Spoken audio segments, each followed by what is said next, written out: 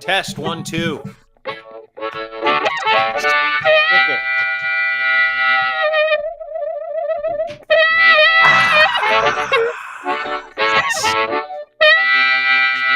Welcome back. My name is Dean. Nice to see you.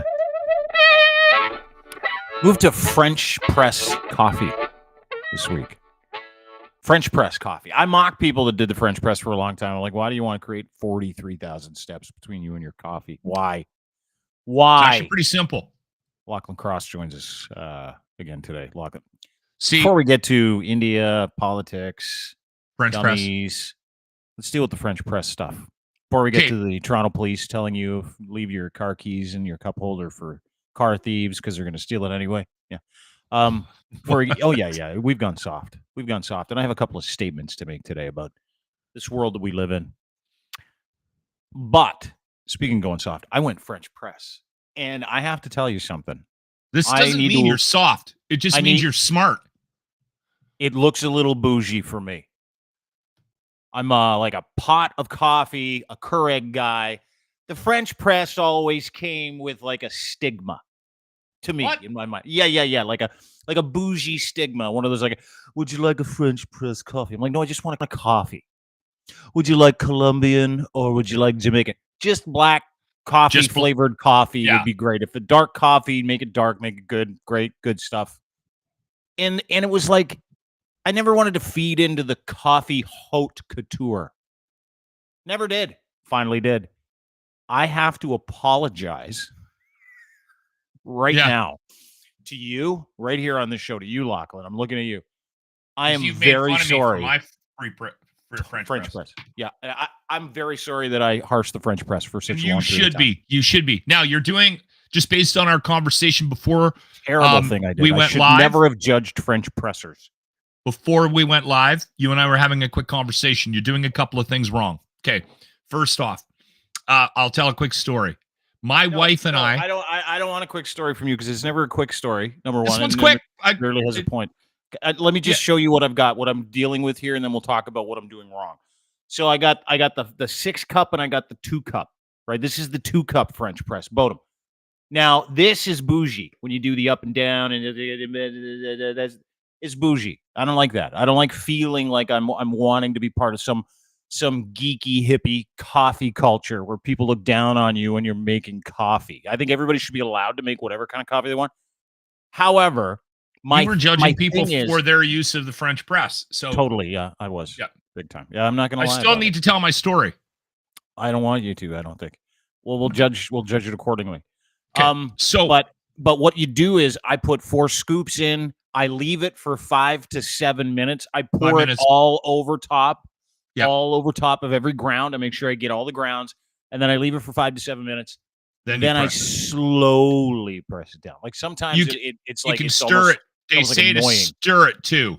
You stir it before you press? After your 5 minutes, you stir it, then you press it down. Yeah. Interesting. I didn't know that. So when we got married, we got a French press for our wedding gift from somebody. Mm-hmm. Yeah. My wife and I have been together since 1991. We got married in 94. And we used to buy coffees into work because we were both shift workers. So once we moved in together after we got married, that's when our lives kind of changed. I got a job in radio, Took the French press out, read the instructions, and we have never in our entire lives owned a coffee machine. We've never had a coffee machine in the house. That's unreal. It has been since the early 90s. It's been French presses. Now, you've never had a drip pot? You've never had like a... No. I have about 4 or 5 years ago, I bought an espresso. So we can have a quick cup of coffee, but I use that maybe once a week, twice at the most. I made one this morning because you and I had our wires crossed on recording, and I was about to start a pot of French press, and then you're like, hey, where are you? And I had to okay, well, I'll do a quick cup just to get me through the podcast. So listen, I'm an expert in this thing, and you're doing one thing wrong. I don't know if you're an expert, but you've been doing it for a long period of time. What am I doing wrong then? Tell me what I'm doing. The one thing you're doing wrong is you're not grinding your own beans. You got to buy whole beans, buy a grinder, and you got to grind the beans. Listen, I know. you like this coffee and it's good. I do. It'll take you to the next level and people tell them next level of Flavor Town or the next level of bouginess. It's the next level of your enjoyment of a cup of coffee. I'm wearing a tragically hip shirt and a CFL team's ball cap. How bougie am I? Not bougie at all, actually. Okay, but you do yoga and you drink the champagne of beers, so a little bit bougie. Mm-hmm. Anyway, I just thank you. I just wanted like a quick thank you apology to all the French pressers out there who I called vegan wannabes. For several years. You can heat it up. It's actually pretty decent coffee after the fact. No, that's what I don't do. Okay, well then stick with the small one. No, so here's what you do. Let me tell you my hack. And then we'll get on to the real stuff. Not that everybody's really excited to listen to us bitch about coffee, but you have to get a Yeti cup, one that keeps your thing hot for a long period of time, or you're going to be warming it up in the microwave. Now, here's the thing that everybody does. They reheat coffee when it's got like a delicious creamer in it, and it gets this film and the chunks on top because it cooks the chunks. Well, no, don't do that. I don't reheat my coffee from my cup. I reheat the bottom. I take the bottom, okay, and you just put it in the microwave, leave it, pour a cup. I heat the coffee, then I put my cream in it. All right. Hey, dude, yeah. So then you keep just coffee on the side. You keep coffee on the side, yeah, and it's fine. It's not as good as coming right out of the bottom once you let it sit for 5 minutes. Yeah, no, but no coffee is. Anyway, grind, just a quick little hat stir, grind, stir, press. And then you'll start getting into the beans you like. Like I got. You know what my favorite beans are? Folgers. Listen, and that's that you do you. But I'm just trying to tell you how to take it to the next step. Dude, I'm new to the game, and so it was like entry level, right? Entry level French pressery, where it's like go get just a regular bag of dark roast, whatever grounds, and then go home and figure it out. And I was afraid to use a French press for a long time. If you want to know the truth, I didn't know how the engineering worked, and so I figured it out at the age of 50. Now I'm good. I'm really happy to be a French presser. Nice to see you, bougie French press friends. Anyway, do you want to get the Fifth Estate stuff out of the way, or do you want to deal with the tweet that I got from Chris? Which Chris? Chris is the one that said, "Hey, dudes, watching your show, can you please stop yelling out, 'Hey Siri, call 911'?" Oh shit! Cancel. I set my own phone off. Dude, you're trying to give it to everybody out there because they were angry when we said, "Hey Siri," because you asked Siri a question on the show yesterday, and everybody's Siri went off. I got like 200 messages last night from people who's like, I can't listen to the podcast when you say, "Hey Siri," because Siri then does stuff. Hey Siri, you can't show me a blue waffle. Oh man, it brought it up. That's not good. It's just one of those little hacks because someone texted us yesterday, and all of a sudden we got this flood of DMs and tweets yesterday. Everybody's like, "Guys, can you do us a favor and not say 'Hey Siri' and then a prompt or request after it?" Because you know what happens? Our phones go off, and you guys have access to that if we're listening online. So a buddy of mine, Brad, sends me a note yesterday, and he's like, "You know what you should do?" He goes, "You guys should just 'Hey Siri' the shit out of your podcast." And some of the most gnarly requests, blue waffle. He's like 911. And I'm like, I think he can get arrested for that. And he's like, I don't know. Can you? And I'm like, have we just uncovered a brand new gray area of content when it comes to podcasting? It's just a whole new vertical, the Hey Siri podcast, where you can send someone a podcast and say, "Hey, listen to this, but make sure you put it on your speakers." And you tell Siri to do the gnarliest shit. And I think he might be onto something. Seriously. I don't hate the idea. Just a series of like 30-second videos of Hey Siris. Yeah. That play on your phone or on YouTube on your computer, where you can tell someone else's phone out there in Loveland what you want it to do. Hey Siri, gangbang porn.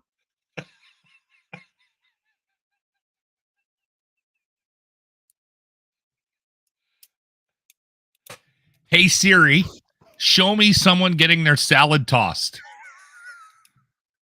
I found this on the web for show me someone get. Okay, let's turn that off. Because it works like that.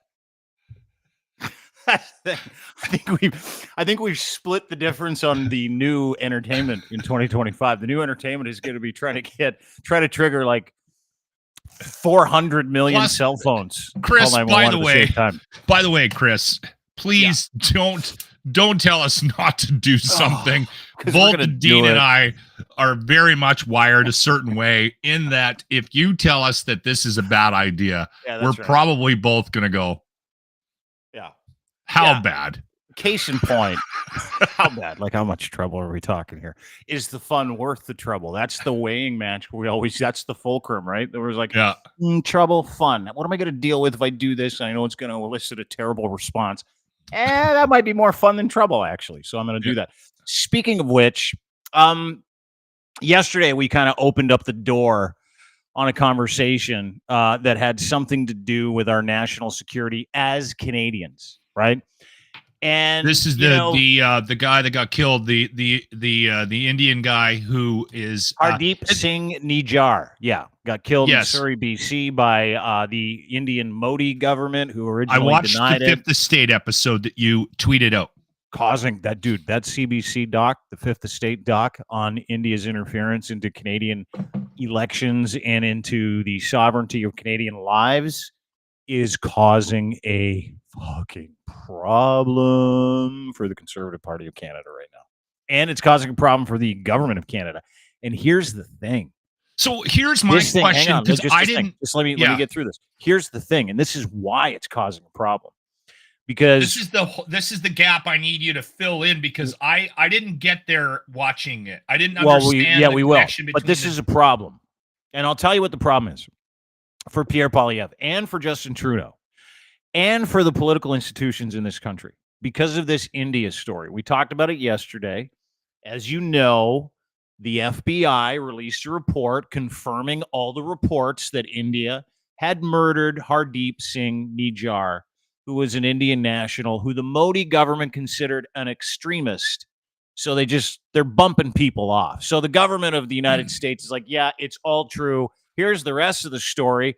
Huge murder for hire plot. They wanted to kill a bunch of guys. There's a guy in the actual Fifth Estate documentary who has a bounty on his head, who is friends with this gentleman, who the Indian hardline Indian Hindu government does not like, because it is a theocratic conservative government in India. It's a very hard right-leaning theocratic conservative government. So anyway, having said all that,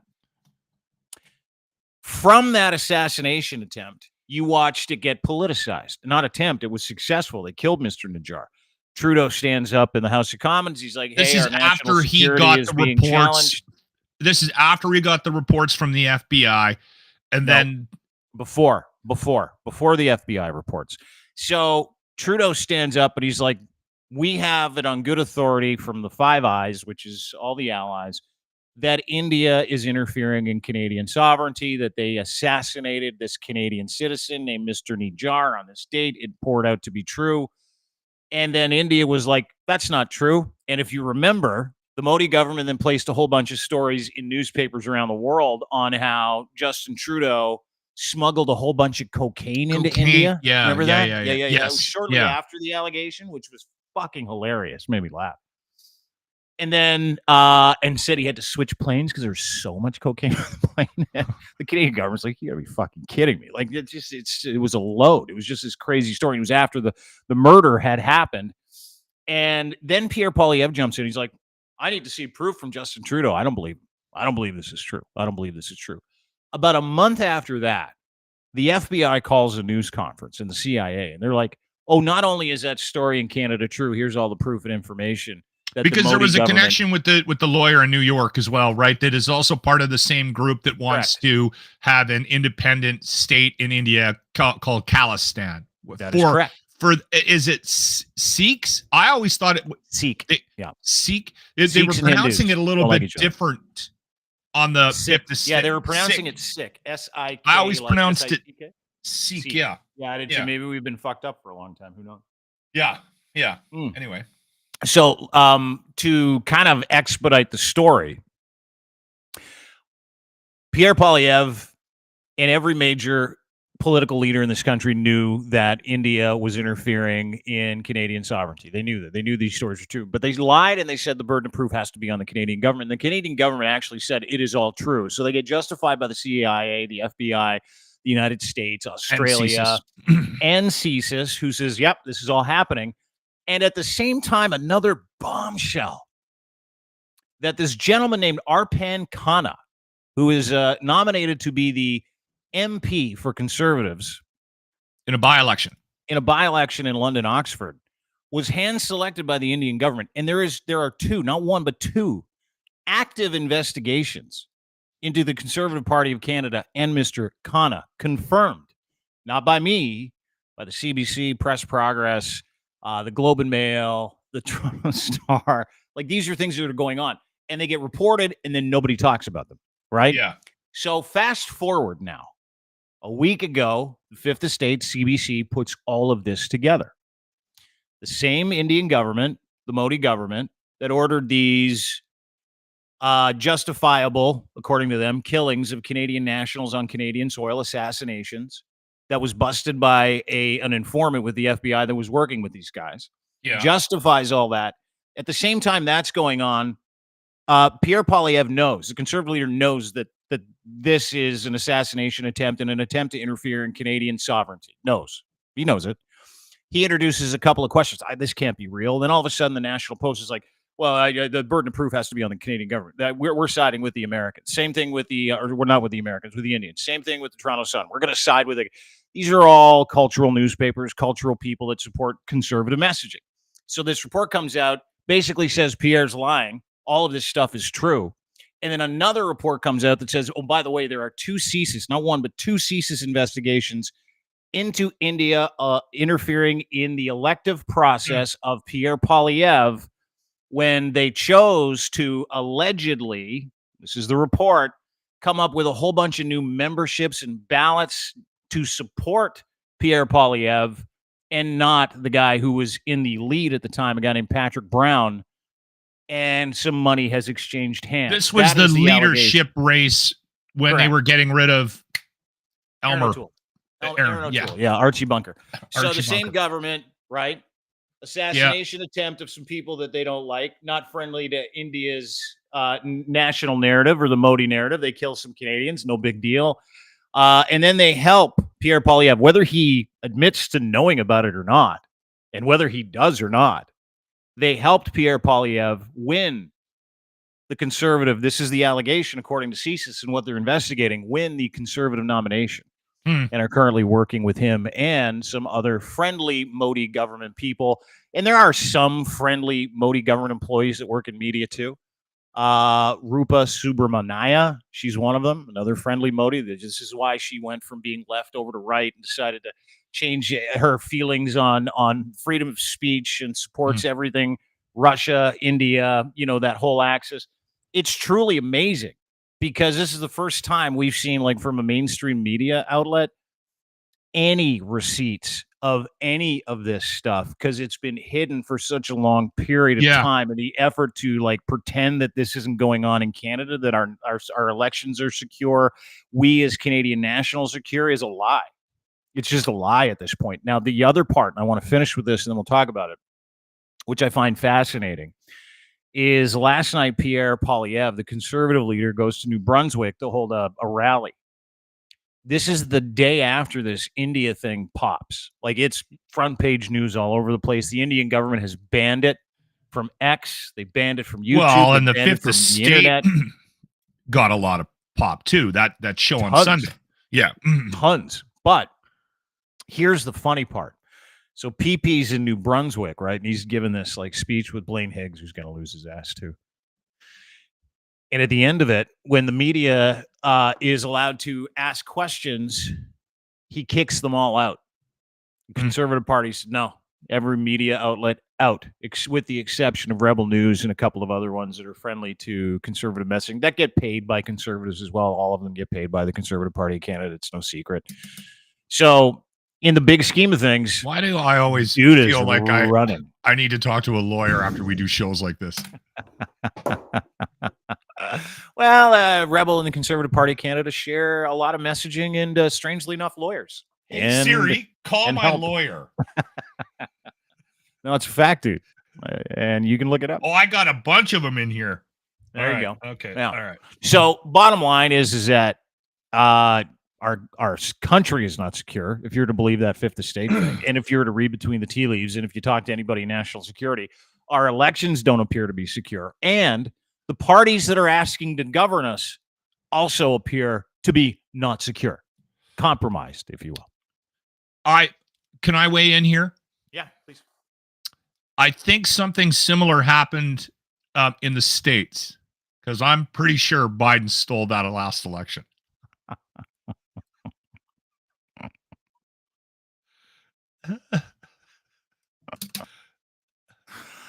Dude, hey, now here's the thing. This is the biggest story. Like, let me tell you something. We put this story out just with the video. I'm like, hey, everybody, watch this video. It's fucked. It's had over 1 million views in 2 days. 1 million page views in 2 days. This one story. And that's why I think this is so interesting, is because it doesn't matter if you're right, left, conservative, liberal, if you're commie, fascist. Everybody in this country, by and large, goes, yeah, I hate you, you hate me, but hold it. We love this country. Who's trying to fuck with us? And then that's when the enemies of your enemies become your friends, right? Where you go shoulder to shoulder with conservatives, liberals go, no. We'll take care of our business in this country. We'll take care of it at the stump. We'll take care of it voting. That's what Canadians do. But in no way is another country entitled to come in here and tell us who we get to vote for, tell us who we have to vote for, or tell us how democracy works. Yeah, none of those countries can. I think election interference is just something that, sadly, I think we're all going to have to just wrap our heads around, because there's, like I said, there's countries outside of the democratic world that we live in, that we're lucky to live in, that are trying to manipulate things in any way they can in order to downplay the influence that we have on trade, on money, on war around the world. And again, I understand it. And if you're correct, Dean, because we've talked about this previous to this situation, this has been going on since, well, forever. Like there has been attempts at disinformation. We just now have social media and other things where you can just, it's like you can get that information on someone's phone. You can put that lie or whatever information or propaganda or talking point or narrative into someone's hand. It doesn't have to be on TV or newspaper anymore. But I think just when we figure out what the one thing was they were doing, they're going to get creative and do something different. I saw this interview. It wasn't that long ago, and it was a conversation. It was a panel on CNN, and a guy said out loud, and I remember, I think it was Jake Tapper. Yeah. I think he kind of looked at him and gave him a little bit of a sideways eye, because I'm not sure they had prepped this. And he basically said that he was aware of the steps the Democratic Party was taking in certain states where it was open voting in the primaries, where they could send people in to vote for Trump because they think that Biden has a better chance of actually beating Trump in the next election than he does somebody new. And so the Democratic Party is throwing all their money and effort at trying to get Trump elected, and he's walking away with this like overwhelming win in the primaries. So I'm just saying, like, I think there's this people that are smart and know how the system works. I think everyone's trying to manipulate it on some level. I want to go to bed at night thinking that India, China, Russia are not controlling our elections and our information. That you still can't stuff a ballot box. Do you know what I mean? Like, I want to be able to think that thing that I value so much in stepping behind that little screen and marking down, I hope that it actually has an impact, even though I'm only just one person. And even though I hate all politics, I still want to think that vote, because if we get to a point where people are like, it doesn't even matter, someone's screwing with it, they're fixing the machines or they're stuffing the boxes, that guy didn't deserve to be. If we get to that point, that's where we're at, dude. Like, I don't want to be. I can't jump into those. You're waters. not. No, but I think that has been. I got my swimsuit on. I think that has been one of the greatest crimes perpetrated on all of humanity over time. Is the idea that political rhetoric will help you. It's the idea that politicians are here to make your lives better in any capacity.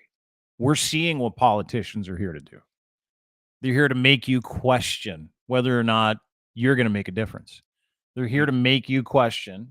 Hang on. I'm flowing. I'm flowing now. We have to stop that. No, I'm going to keep flowing. I have to give some hope. I am. I'm giving people hope. And I'm encouraging people to look at politics very differently. Because we're in this weird kind of vortex of like, well, I hate that guy so much, and this guy I don't hate, and I can put up with some of the things that they deal with, and we have to put our votes somewhere, so I guess I'll hold my nose, and that's what I'll do. Okay, great. What if we didn't do that? What if we went on this campaign for the next couple of years to educate Canadians as to the backroom stuff, as to the relationships, as to the cultural bullshit that they're putting you and I through so that we fight each other? I don't think it's ever been more important for all those sides to get together and have that conversation. For crazies on the right, crazies on the left, centrists in the middle that are just holding their nose going, hey, can you just wake me up when all this division and bullshit's done because I'm working, trying to feed my family, right? Yeah. We would just like to know if the people who are in control of our quality of life are in it for us or themselves. I have news for you. Very few of them, very few, have ever. It is not designed for it to be for you. No, it's not. It is designed for you to be the mark, to give them power, money, and attention. It's not about you. It's never been about you. And the second you can become comfortable with that, calmly comfortable with that, and the second you can critically look at the institutions, political institutions, what they message, who they go after, what their capital is, it's you. The whole game changes. I see it like the Matrix now. You know, where Neo's walking through the hallway and he's like, I can see it, everything. Dude, today, this is just another example. You know, the CBC story, India and everything, everybody's like, all the conservatives are like, what do we do? I'll tell you what they're doing. They're coming out in droves, MPs, influencers, newspapers saying, you have to defund the CBC right now. Look at this. Not just me. This is Martin Shields, an MP. Defund the CBC. Big bonuses for CBC execs went out. Rachel Thomas, who is a born-again evangelical zealot, loves Pierre Poilievre. Defund the CBC. She wants it defunded now. Michelle Rempel-Garner, who used to be a human being, today puts this out because of the Fifth Estate thing on the CBC. Defund the CBC. It's all an operation. Like, none of it is about, oh, well, you were here for social programs and socialized. Never been here for that. Been here for you to think that that's what they're here for. And really good parties, really good politicians, they're going to make you think that that's what they do, when all they're doing is, as soon as they turn around from giving that speech about how this is about you, they're going to put all the power and wealth back in your hands. They turn around and they say one word. They say one word when they wink to their PR people and all their campaign people and all their party faithful that really know what's going on. They turn around and they say one word. You know what that word is? Suckers. You're the suckers. Where's the hope part in your little speech here? Jesus, I said there. Well, the hope is that when 40 million Canadians catch on to that, we start asking for better. We start voting for other people with values and character. we move away from old dead institutions. There's a reason I don't have a VCR anymore. Should be the same reason that you're and a DVD player, Blu-ray player. I saved a bunch of porn I really liked, and I got a VHS. You got a VHS? Oh, digitize that shit, dude. That's a good idea. It's probably really hairy porn too, isn't it? It's probably 70s, 80s. Yeah. Not a lot of engineered body parts. Find me some hope. Okay, I found this on the web for Find Me Some Hope. Check it out. It's a picture of me. 10 places to find hope when life knocks you down. Find me some hope, Siri, because Dean is just ruining it for me. No, hey, this dude, is a good time. No, but this is the thing. That's the thing. This is what everybody needs to understand. And I am convicted of this. Like, we're pivoting all of Crier Media because of this. We're not going to partake in the culture shit. We're going to go after elites and institutions. We're going to absolutely show you behind the curtain so that you can be comfortable moving away from an idea that has not been an idea. It's been a lie that has been perpetrated to you for 200 years. Politics is not here to help you. It is here to steal from you. That's what it's here for. Mind your money, your vote. Continue. What did you want to say? Want to pivot? I just thought it would be a good time to introduce the new shirt on the Dean Blundell merch page. Mm-hmm. Why can't we all just get along? I don't have it. But don't you see the hope in knowing, like, if everybody knows? Because people on the left are going, yeah, this is weird. People on the right are going, we don't trust any of you fucks. And the people in the middle are going, what do we do now? What if everybody decided they didn't want to trust government? I don't think everybody that's the decided, way to look. hey, you know what? Instead of a failed broadcaster becoming the health minister, how about a doctor? How about we get to a point where people actually want to get back into politics, which I think we're a long way away from, right? Dude, I'm telling you, incentivize people to do things my way, first principles, new parties, new systems, new electoral vote. Dude, it is time. It is time for representation by population, not representation by, underhanded messaging about bullshit that isn't real, messaging about fear porn. That's not representation. You know what that is? Bullshit. That's why we're all so confused and angry. Step back with Uncle Dean. Ask for first principles. Super simple. Super easy. Super easy. And then everybody then on the right, we're going to hold hands with people on the left, and then they're going to come to us in the middle, and it'll be big fucking political kumbaya. Everybody like, yeah, you're right. You know what? You might be weird and think weird things, but at the very center of the issue, we want the exact same thing. And what we want are human beings who are experts in their field to run this country like it is a business of the people, not a business to take advantage of the people.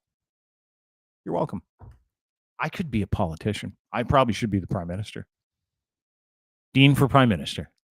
I would vote for you. I'm not even kidding. Of course you would. I'm going to stay away, though. This is so fresh. This is so new. This idea will let it percolate. But that's what we have to do. Without question. First country to do it. Get rid of both parties, burn them to the ground, start new ones with professionals, and put rules in place. How long, though, before the new guys are playing the same games? 6 months.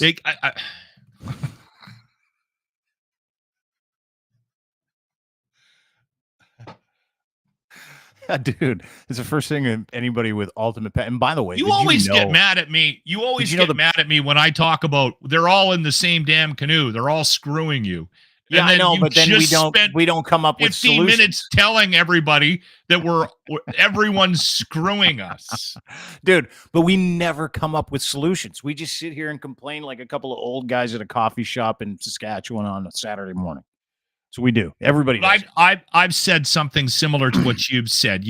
I mean, just voting not as well done. Probably not. But I think that we're at a point where we should be demanding authenticity from the people that represent us. And you know what? Phone them. Like, show up at their town halls and push them.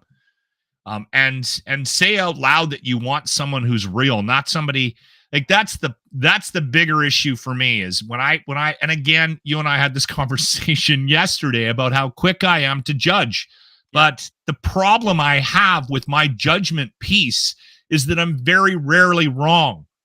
So if I got my sniffer on you, there's always a point where, you know, it might take a year, might only take a week, it might take 2 years, but something will happen where I'll be like, yeah, I said that 30 seconds after I met you. And you just proved my point. Right. Mm-hmm. And there are people that I meet and I go, that guy's a very authentic guy. That guy's got his issues, blah, blah, blah, but he's being real to himself and the people around him. And I wish that was something that happened more in the world that we live in. I wish there was just more real people out there and that they were comfortable with being who they are. And unfortunately, that just isn't something that we encourage.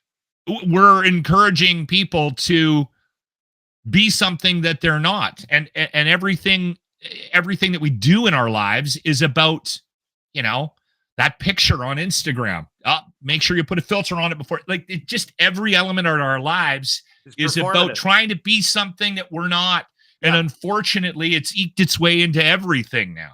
Right. Well, dude, everything in entertainment is performative. Everything in politics is super performative, and what's behind that performance is not good. Yeah. You don't get authentic people in these businesses. You don't, dude. And this is the problem that I have. I think a lot of people have recognized the three main pillars of idiocy when it comes to what we're dealing with. One is politics. The other is media, right? The other is the legal profession. There are great lawyers. There are great journalists. There are great politicians. Generally speaking, these industries work hand in hand to create an alternative reality for people, right? That's what lawyers do. They're paid to do that, like $500 an hour, sometimes $1,500 an hour. If you were my former employment lawyer, it was $2,100 an hour. So they paint whatever realistic picture that they can paint for you. Same thing with pastors, right? Same thing with radio announcers. Same thing with writers. Same thing with television presenters. They're not there to be authentic. They're not there to tell you the truth. They're there to keep you watching, clicking, and listening. And that's it. That is it. You know what? And voting. It's interesting that you bring this up because I was just rewatching the original Kevin Bacon Footloose. And there's one of the greatest movies of all time. There's a scene at the end of the movie where, because the daughter and the pastor, played by John Lithgow. Yeah. There's a scene at the end where the daughter shows up to confront the father, and he's practicing his Sunday sermon. And he doesn't notice her right away. And then he sees her in the pews. And she says to him, she goes, I get it now. This is all just a show. Always has been. And it you know what? It's funny that we're talking about this because I just finished watching this.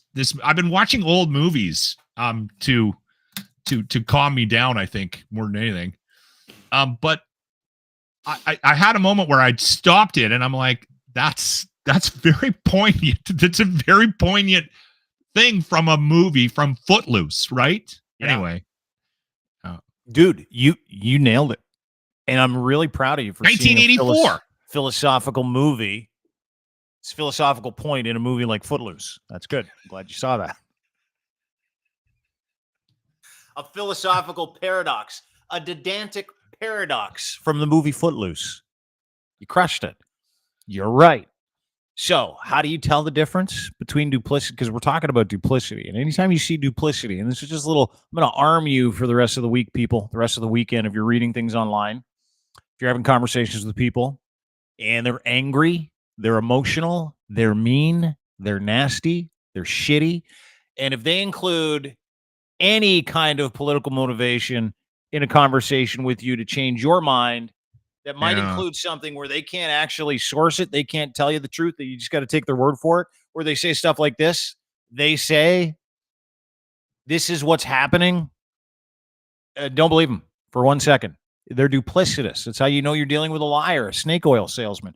If you can do one thing in one area and another thing in another area, and those things are bipolar different, you are dealing with an absolute fucking liar. You're dealing with a born salesperson, someone who is not real, someone who is not authentic. To your point, well, what is politics?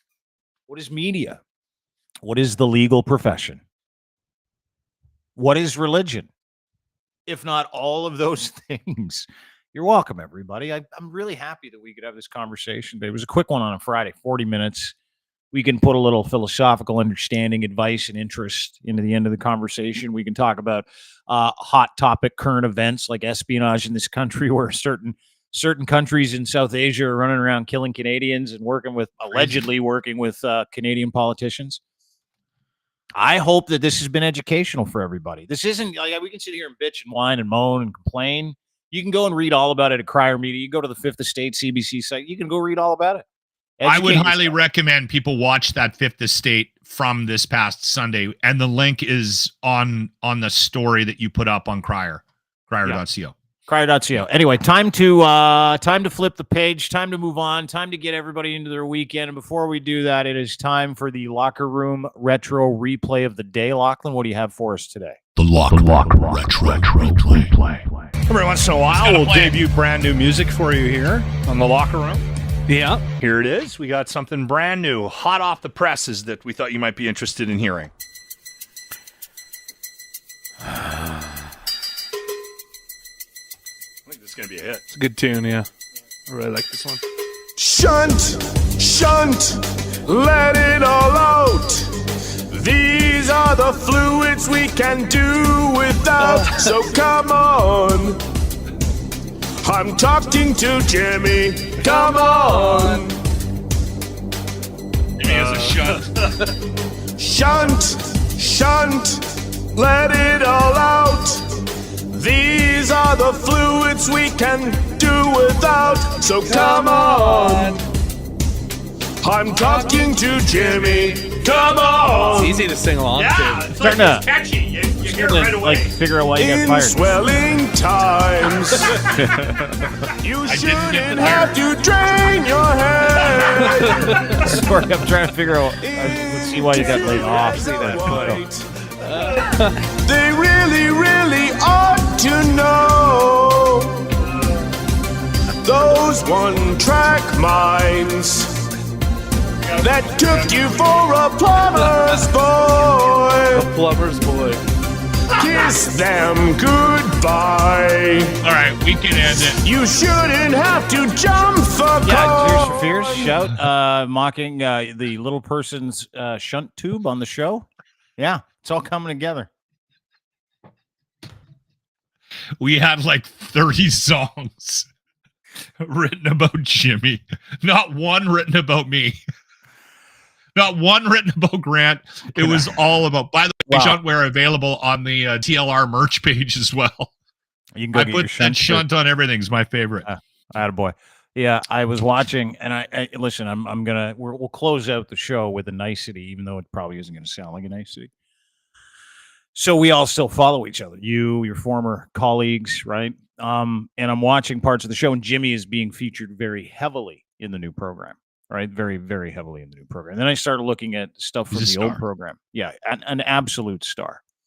But let me say this: had he not worked with you for 3-4 years, 5 years, 10. I don't know how long, 10 years. Had he not worked with you for 10 years, he would not have that thick a skin to be able to carry on being the subject of every radio show from here on until maybe June or July.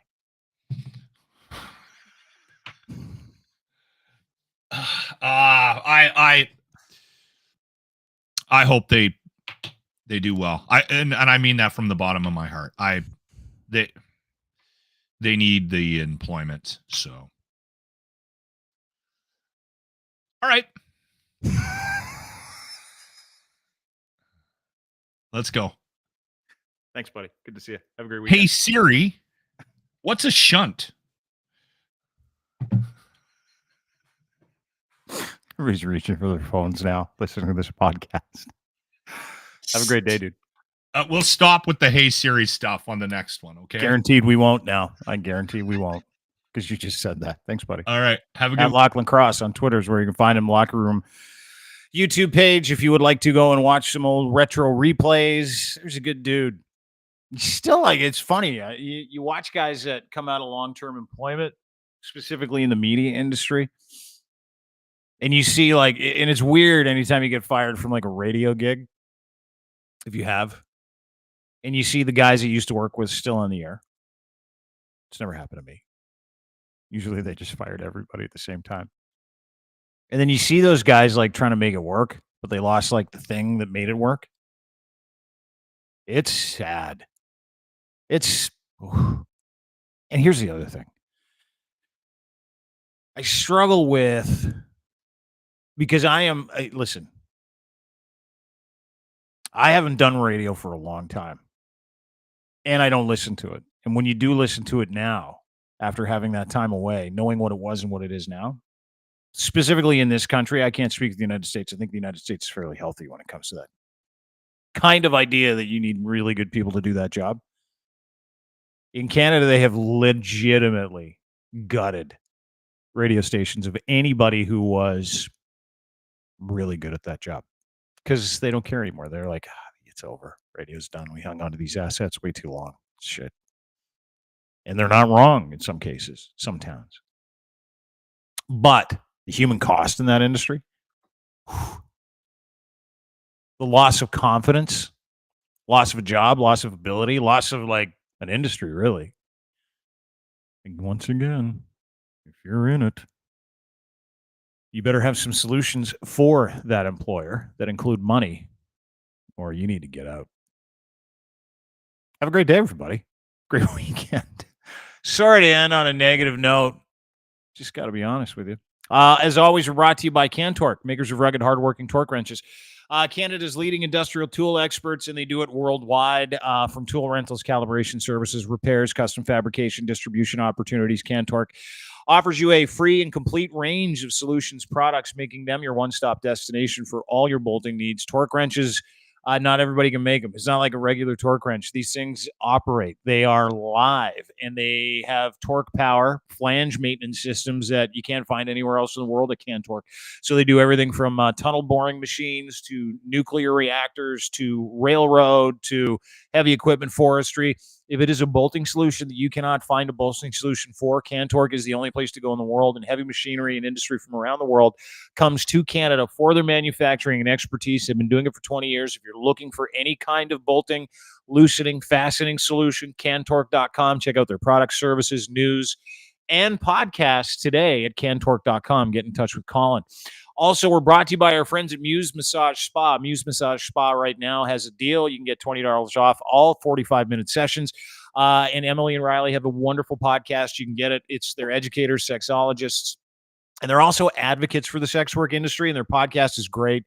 It's called Muse on the Mic, and you can download that anywhere you get your fine podcasts, including at Crier Media, Google, Apple, Spotify, YouTube, so you can see these lovely ladies go at it. And you can also download the uncensored version of their podcast at Patreon, Muse on the Mic Patreon. Go to their website, check them out, see all their muses, all their schedules, all their treatments, musemassagespa.com. And don't forget, they're located in Toronto. They're the classiest, the number one body house in all of Canada, 1290 Finch Avenue West, Unit 13, Toronto, Ontario. Check them out today.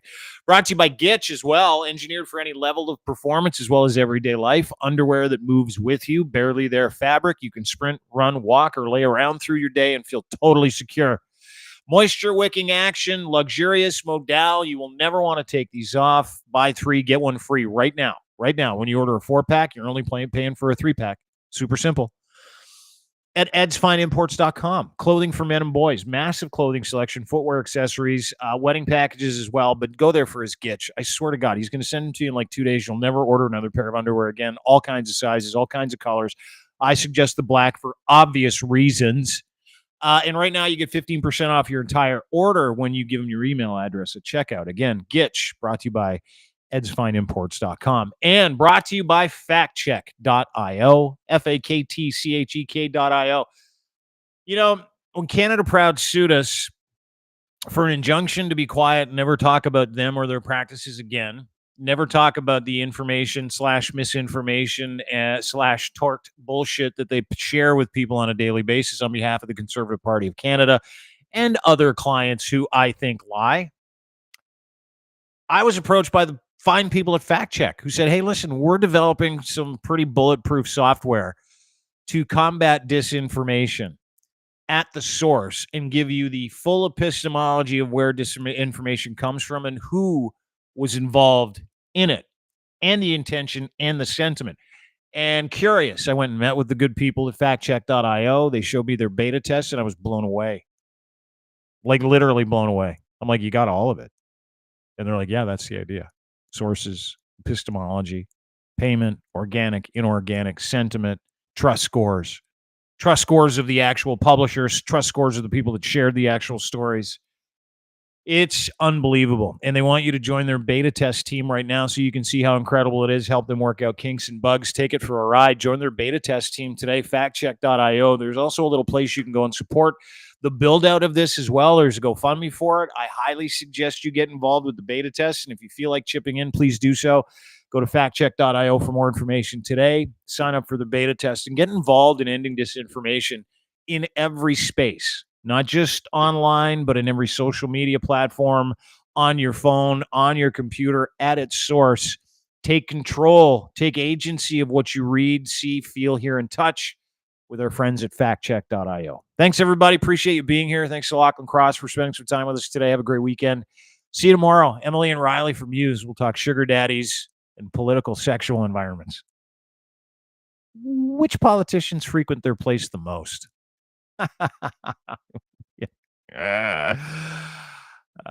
We're built different here. Yeah, we don't care. That's kind of the whole point. Because we pay ourselves, not them. Have a great day. Enjoy your weekend. Be good to each other. Bye.